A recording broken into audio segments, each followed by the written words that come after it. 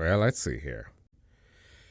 I might not be Morgan Freeman, but this is...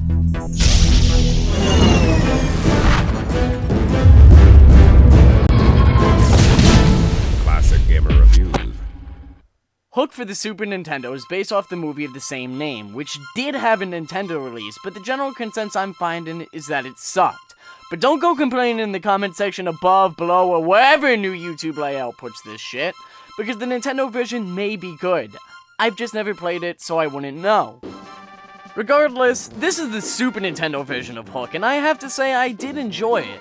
That's not to say the game is as good as some of the other movie-based games on the system. Try to say that nowadays without laughing, am I right? The game starts up with the no-nonsense Peter portrayed by the movies... Is that Robin? Of course that's him! It looks exactly like him if you put his face in a blender and shit on it. Anyway, it begins with him telling his kids that all their beloved stories are fake and that they really need to grow the fuck up. Seriously, you're not shitting me. That is Robin Williams? Okay. Ironically, his kids get kidnapped by Captain Hook, who leaves a ransom note, which reads, and I quote,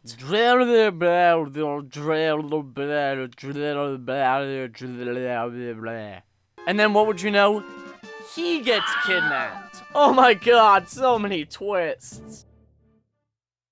When he awakens, he's surrounded by the Lost Boys, who have each been given nicknames by their fellow friends, which makes it all the more weird that Thudbutt is one of their names. But at least he's not a pirate, because then he'd be a butt pirate. The first thing you may notice is that the movement feels weird, the most prevalent being the skidding, which seems to get you killed a lot. I do like how you can slow down falling by holding the jump button, which becomes very helpful. And holding the Y button to start running feels very natural in a game like this, but it can sometimes take so long to get up to speed, which can become a huge problem later on in the game.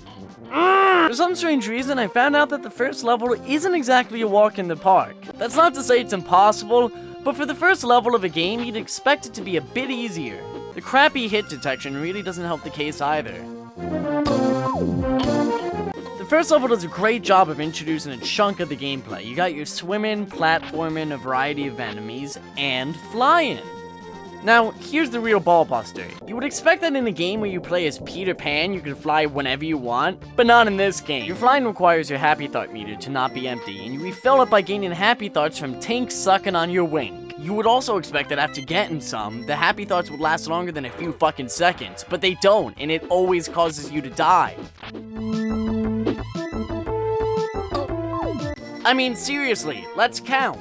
1 Mississippi, 2 Mississippi, 3 Mississippi, 4 Mississippi, 5 Mississippi. 5 seconds, and you're Peter fucking Pan, and you can only fly for 5 seconds. Usually I don't regret sexual actions until the morning after, but for Peter, he gets upset after 5 fucking seconds, as that's how much time you have to fly. So pucker up, Tinkerbell, you got a long day ahead of you. It's a shame that the flying only lasts for 5 seconds, because flying around is really fun to do in this game. You can use flying to get hidden power-ups, such as leaves that increase your overall health, and sometimes golden swords. The golden swords allow you to shoot beams out of them and prevent you from taking damage once, the trade-off being that you lose the sword. But they're so far and few between that it really isn't a huge part of the game. Peter also has to lift up the sword and copy Link whenever he gets it, but this takes a few seconds and usually results in you losing the sword and gaining absolutely nothing. It just becomes a distraction, which is stupid and unfair. Come on! Without fail, this seemed to happen to me every time. Ah, tinker shit! I do have to say, one of the high notes in this game that it does soar in is the music. So many puns! I mean, I've played Goof Troop for the Super Nintendo, but even this gives it a run for its money. Just fucking listen.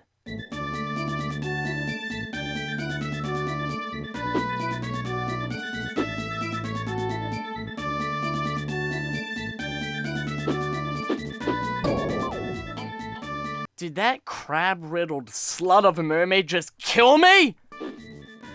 You motherfucker. It's a good thing that the music is good too, because you're going to be listening to it a lot.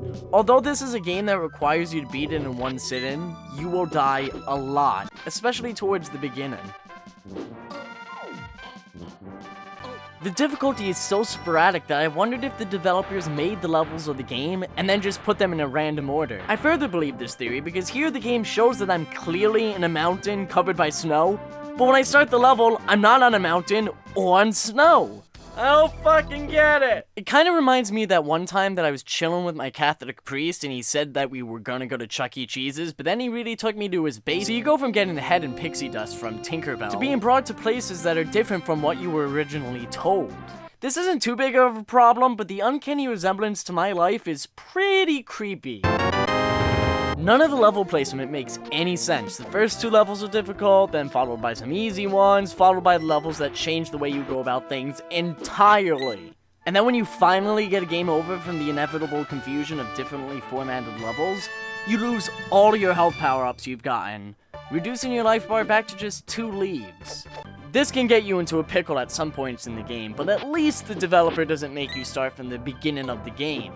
Instead, you start from the beginning of that level.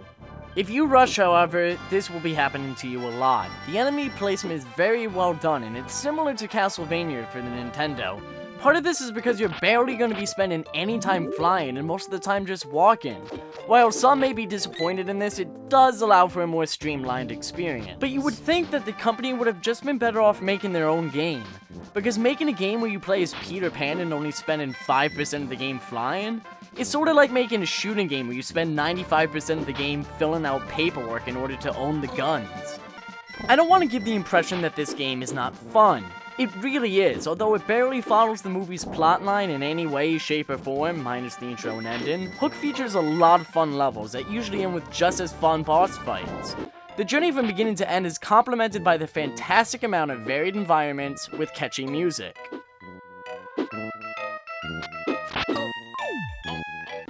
There's plenty of fun to be had in this game, and that's because it is a fun game. But the problems I've mentioned prevent it from being as smooth of a movie game such as Aladdin. However, it does feature one of the more entertaining endings to a video game that I've seen in a long time. As the game's ending, Tinkerbell says, "Let's go on another adventure," and Peter just upright says, "No." I've always wondered what it would be like starring in a video game as yourself. Football players get to play football games with themselves in it. Movie stars get to play games where they play themselves. But I want to end on the note, Robin Williams, how do you feel? Because does this look like you?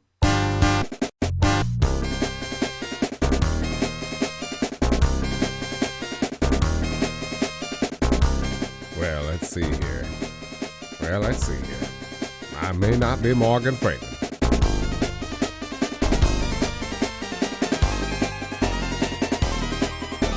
Just fucking listen.